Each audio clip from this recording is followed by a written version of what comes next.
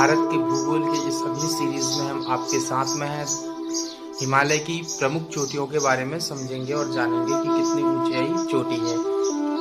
Number 1 mount Everest है, जिसकी 8,850 metre में ऊंचाई है। कंचनजंगा भारत में है दोस्तों, 8,598 इसकी मीटर में ऊंचाई है। मकालू नेपाल में 8,481, धौलागिरी नेपाल 8,172 है। नंगा पर्वत जो कि भारत में है 8,126। अन्नपूर्णा नेपाल में जो कि 8,078 मीटर इसकी ऊंचाई है दोस्तों। नंदा देवी है, जिसकी ऊंचाई है 7,817। नंदा देवी 7,817। कामेत नेपाल में है, जो कि 7,756 मीटर है। नमचा बरवा नेपाल 7,756 है। गुरला मनधाता नेपाल 7,728 है। त्रिशूल भारत 7,140 है। और बद्रीनाथ भारत जो कि 7,138 मीटर का है। आगे देखें दोस्तों, हम इसमें भारत में कम से कम 50 जनजाति समूहों का निवास है। भारत में क्या है मित्रों, भारत में कम से कम 50 जनजाति समूहों का निवास है। भारत की अधिकांश जनजातियां नीग्रिटो, ऑस्ट्रेलॉयड एवं मंगोलॉयड प्रजातियों से संबद्ध है। कौन कौन सी दोस्तों, भारत में कम से कम 50 जनजातियां समूहों का निवास करता है, जो कि भारत की अधिकांश जनजातियां निग्रिटो, ऑस्ट्रेलॉयड और मंगोलॉयड प्रजातियों से संबद्ध है। अनुसूचित जातियों एवं जनजातियों की संख्या भारत की कुल जनसंख्या का लगभग 24.4% है। अनुसूचित जातियों की जनसंख्या 16.2% है, जबकि जनजातियों की जनसंख्या लगभग 8.2% है। एक सोचने वाली बात है दोस्तों कि यहाँ पे ओबीसी जो है अदर पिछड़ा वर्ग, उसकी अभी तक कोई गणना नहीं हुई है कि उनकी जनसंख्या भारत में कितने प्रतिशत है। आगे देखें इसमें हम मित्रों, जनसंख्या के अनुसार अनुसूचित जातियों की सर्वाधिक संख्या उत्तर प्रदेश में है और इसके बाद पश्चिम बंगाल तथा बिहार का स्थान आता है। नागालैंड, अंडमान एवं निकोबार द्वीप समूह तथा लक्षद्वीप में अनुसूचित जातियां नहीं हैं, ये बात आप याद रखिएगा। कुल जनसंख्या में अनुसूचित जातियों की सबसे बड़ी भागीदारी पंजाब 28.85% में है और अनुसूचित जनजातियों की सबसे बड़ी भागीदारी मिजोरम, लक्षद्वीप 94.5% में है। इसके बाद नागालैंड 89.1% और मेघालय में 85.9% में सबसे ज्यादा अनुसूचित जनजातियां मिलती है।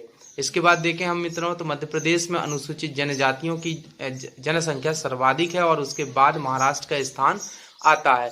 पंजाब, दिल्ली, चंडीगढ़, पुडुचेरी, हरियाणा तथा जम्मू एवं कश्मीर अनुसूचित जनजाति के लोग निवास नहीं करते। कहाँ कहाँ, पंजाब, दिल्ली, चंडीगढ़, पुडुचेरी, हरियाणा तथा जम्मू कश्मीर में अनुसूचित जनजाति के लोग निवास नहीं करते हैं। ये तथ्य भी आप याद रखेंगे। विभिन्न कृषि क्रांतियां, कौन कौन सी कृषि के लिए कौन कौन सी क्रांतियां हुई, इनके बारे में हम देखें मित्रों। हरित क्रांति खाद्यान्न उत्पादन से संबंधित है। श्वेत क्रांति है दुग्ध उत्पादन से संबंधित है। भूरी क्रांति उर्वरक उत्पादन से संबंधित है। नीली क्रांति मत्स्य उत्पादन से संबंधित है। नीली क्रांति मत्स्य उत्पादन से संबंधित है मित्रों। पीली क्रांति तिलहन उत्पादन से संबंधित है और लाल क्रांति टमाटर उत्पादन से संबंधित है। गोल क्रांति आलू उत्पादन से और रजत क्रांति अंडा उत्पादन और सुनहरी क्रांति बागवानी उत्पादन, गुलाबी क्रांति झींगा उत्पादन। आगे देखें मित्रों, इसी सीरीज में हमारे और भी तथ्य हैं। इसमें देखें तो मुंबई से गोवा तक के पश्चिमी तट को मुंबई से गोवा तक के पश्चिमी तट को कोंकण तट कहते हैं और गोवा से मंगलोर तक के तट को कनारा तट तथा मंगलोर से तिरुवनंतपुरम तक के तटीय भाग को मालाबार तट के नाम से जाना जाता है। इसको आप याद रखेंगे दोस्तों। मुंबई से गोवा तक के पश्चिमी तट को, मुंबई से कहाँ तक मित्रों, गोवा तक के तट को, पश्चिमी तट को कोंकण तट कहते हैं और गोवा से मंगलोर तक के तट को कनारा तट और मंगलोर से तिरुवनंतपुरम तक के तट को मालाबार तट के नाम से जाना जाता है। महाद्वीपीय मग्न तट, जिसको हम कहते हैं कंटिनेंटल शेल्फ, की चौड़ाई पूर्वी तट की अपेक्षा पश्चिमी तट पर अधिक है। आगे देखें, पूर्वी तट के उत्तरी भाग को उत्तरी सरकार तट तथा दक्षिणी भाग को कोरोमंडल तट के नाम से जाना जाता है। कोरोमंडल तट पर वर्षा लौटते हुए उत्तर पूर्वी मानसूनी पवनों द्वारा होती है। भारत का पश्चिमी तट अधिक कटाफटा है, इसलिए इस तट पर बंदरगाह अधिक संख्या में है। भारत का जो पश्चिमी तट है अधिक कटाफटा है, इसलिए इस तट पर बंदरगाह अधिक संख्या में पाए जाते हैं। प्रमुख खनिज उत्पादन राज्य, कौन कौन से खनिज हैं और सबसे ज्यादा किस राज्य में यह उत्पादन होता है, इन खनिजों का उत्पादन होता है। तो चालू करते हैं मित्रों। इसमें बॉक्साइट है तो सबसे ज्यादा उड़ीसा में है, फिर घटते क्रम में है, देखेंगे कि बॉक्साइट उड़ीसा, छत्तीसगढ़, गुजरात, सबसे ज्यादा उड़ीसा में, उसके बाद छत्तीसगढ़ में, फिर गुजरात में। तो आप इसको आसानी से समझने का काम करेंगे हम। सीमेंट राजस्थान, मध्य प्रदेश, आंध्र प्रदेश। क्रोमाइट ओडिशा, कर्नाटक, महाराष्ट्र। कोयला झारखंड सबसे ज्यादा, छत्तीसगढ़, फिर उड़ीसा। लेग्नाइट तमिलनाडु में सबसे ज्यादा, गुजरात, फिर राजस्थान में होता। कोबाल्ट ओडिशा, झारखंड और नागालैंड में सबसे कम। तांबा मध्य प्रदेश, राजस्थान, झारखंड में सबसे ज्यादा, मतलब सबसे कम झारखंड में। हीरा मध्य प्रदेश में सबसे ज्यादा होता है, फिर उसके बाद में राजस्थान, फिर झारखंड। नहीं, इसमें फिर है ही नहीं, ये उत्पादन कहीं और होता नहीं है। सोना देखें तो सोना कर्नाटक, झारखंड में होता है। सोना कहाँ कहाँ होता है? कर्नाटक में होता है, झारखंड में होता है। आगे हम इसमें देखें, ग्रेनाइट आंध्र प्रदेश, तमिलनाडु में होता है, और ग्रेनाइट आंध्र प्रदेश, तमिलनाडु, ग्रेफाइट ओडिशा, तमिलनाडु और झारखंड में होता है। जिप्सम राजस्थान में मिलता है सबसे ज्यादा, फिर जम्मू कश्मीर, फिर गुजरात में मिलता है। लोह अयस्क कर्नाटक में, उड़ीसा में, फिर छत्तीसगढ़ में। सीसा जस्ता अयस्क है जो कि सबसे ज्यादा राजस्थान में है, फिर आंध्र प्रदेश में मिलता है, फिर सिक्किम में मिलता है। चूना पत्थर मध्य प्रदेश में सबसे ज्यादा मिलता है, राजस्थान में, फिर आंध्र प्रदेश में। मैग्नीज सबसे ज्यादा उड़ीसा में, महाराष्ट्र में, फिर मध्य प्रदेश में है। संगमरमर राजस्थान, गुजरात, और फिर इसके बाद सबसे कम मिलता है हमको मध्य प्रदेश में। अभ्रक है आंध्र प्रदेश में सबसे ज्यादा है, राजस्थान में, फिर झारखंड में। पेट्रोलियम क्रूड ऑयल जो होता है वो गुजरात में सबसे ज्यादा है, फिर असम, फिर तमिलनाडु में है। फिर हम प्राकृतिक गैस देखें तो गुजरात में सबसे ज्यादा है, फिर आंध्र प्रदेश, फिर असम में है। रॉक सल्फेट हिमाचल प्रदेश में, फिर ये और कहीं इसमें मिलती नहीं है। चांदी राजस्थान में सबसे ज्यादा है, फिर झारखंड, फिर कर्नाटक। सल्फर कहाँ मिलता है सबसे ज्यादा? हरियाणा, फिर उत्तर प्रदेश, और फिर गुजरात में मिलता है। मुख्य बहुउद्देशीय परियोजनाएं, मुख्य बहुउद्देशीय परियोजनाएं कहाँ कहाँ चलाई जाती हैं और कौन कौन सी बहुउद्देशीय परियोजनाएं हैं, कहाँ कहाँ काम करती हैं, इनको देखें। परियोजना, राज्य और नदी के नाम। भीमा परियोजना महाराष्ट्र में चलाई जाती है, जिसमें पवना एवं कृष्णा नदी इसमें है। कृष्णा और भीमा, पवना और कृष्णा नदी पर चलाई जाती है भीमा परियोजना। उड़ीसा में हीराकुंड जल विद्युत परियोजना है, उड़ीसा में है, जो कि महानदी। इस परियोजना पर विश्व का सबसे लंबा बांध जो कि 4,801 मीटर का बना हुआ है। महानदी जल विद्युत परियोजना जो कि उड़ीसा में है, महानदी नदी पर इसको बनाया गया है। सरदार सरोवर परियोजना जो कि मध्य प्रदेश, महाराष्ट्र, राजस्थान और गुजरात 4 राज्यों को कवर करती है। यह नर्मदा नदी पर, इसका जलाशय इंदिरा सागर नाम से है तथा यह भारत की सबसे बड़ी मानव निर्मित झील भी है। नर्मदा सागर परियोजना मध्य प्रदेश की है, जो कि नर्मदा नदी पर बनाई गई है।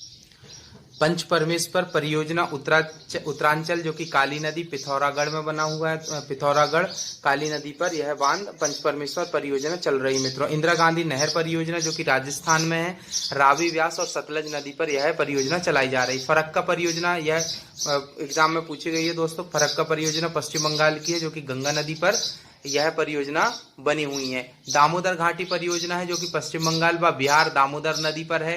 विष्णु प्रयाग जल विद्युत परियोजना जो कि उत्तर प्रदेश अलका नदी पर है। काली नदी परियोजना जो कर्नाटक में काली नदी पर बनी हुई है दोस्तों। थीन बांध पंजाब में बना हुआ है। कहाँ पे मित्रों? थीन बांध पंजाब में है, जो कि रावी नदी पर बना हुआ है। थीन बांध कहाँ पे मित्रों? रावी नदी पर बना हुआ है। भाखड़ा नांगल बांध परियोजना जो कि हरियाणा, पंजाब और राजस्थान 3 राज्यों को कवर करती है। यह सतलज नदी पर बना हुआ है। यह विश्व का दूसरा सबसे ऊंचा बांध है, जो कि 226 मीटर है, एवं इसका जलाशय गोविंद सागर झील कहलाता है। इसका जलाशय क्या कहलाता है मित्रों? गोविंद सागर झील कहलाता है। व्यास परियोजना जो कि हरियाणा, पंजाब, राजस्थान की है, व्यास सतलज नदी पर बना हुआ है। तीस्ता जल विद्युत परियोजना सिक्किम तीस्ता नदी पर बना हुआ है। आगे देखें तुलबुल परियोजना। तुलबुल परियोजना भारत, पाकिस्तान, झेलम नदी पर बना हुआ है। तुलबुल परियोजना भारत, पाकिस्तान, झेलम नदी पर है। फिर इसके बाद चिल्का परियोजना उड़ीसा चिल्का नदी पर है। और सलाल पन बिजली परियोजना जो जम्मू कश्मीर चिनाव नदी पर बनाई गई है। जम्मू कश्मीर में चेनानी पन बिजली परियोजना है, जो कि तवा नदी पर बनाई गई है। बिहार भारत नेपाल कोसी परियोजना जो कि कोसी नदी पर बनाई गई है। बिहार सोन परियोजना जो कि सोन नदी पर बनाई गई है। मध्य प्रदेश में गांधी सागर परियोजना जो कि चंबल नदी पर बनाई गई है। आगे देखें दोस्तों, राणा प्रताप सागर जो परियोजना है वो राजस्थान की चंबल पे है। राणा प्रताप सागर परियोजना राजस्थान चंबल पर है। जवाहर सागर परियोजना जो कि राजस्थान चंबल पर है मित्रों। आगे हम इसमें देखें रिहंद परियोजना जो कि उत्तर प्रदेश में है। रिहंद सोन की सहायक, इसका जलाशय गोविंद बल्लभ पंत सागर है। टिहरी बांध परियोजना जो कि उत्तरांचल पर चलाई जा रही भागीरथी नदी पर है दोस्तों। यह नागार्जुन सागर परियोजना आंध्र प्रदेश की है जो कि कृष्णा नदी पर बनाई गई है। श्रीशैलम परियोजना आंध्र प्रदेश कृष्णा नदी पर बनाई गई है। निजाम सागर परियोजना जो कि आंध्र प्रदेश के तुंगभद्रा नदी पर बनाई गई है। आगे इसमें देखें मित्रों हमको शिव समुद्रम कर्नाटक पे है जो कि कावेरी भारत का सबसे पुराना बांध है दोस्तों, जो कि कर्नाटक पर कहां पे कावेरी नदी पर बनाया गया है। आगे के अंक में हम दोस्तों देखेंगे परमाणु ऊर्जा केंद्र और टाइगर रिजर्व और जैव मंडल रिजर्व और सर्वाधिक बड़ा एवं लंबा ऊंचा कौन कौन है, इसके बारे में हम जानने का प्रयास करेंगे। तो दोस्तों हमारी सीरीज आपको कैसी लगी, चैनल को लाइक करें, शेयर करें, सब्सक्राइब करें और अंत में आपके अंदर बैठे परमात्मा को प्रणाम करता हूं। मेरा प्रणाम स्वीकार करें। धन्यवाद।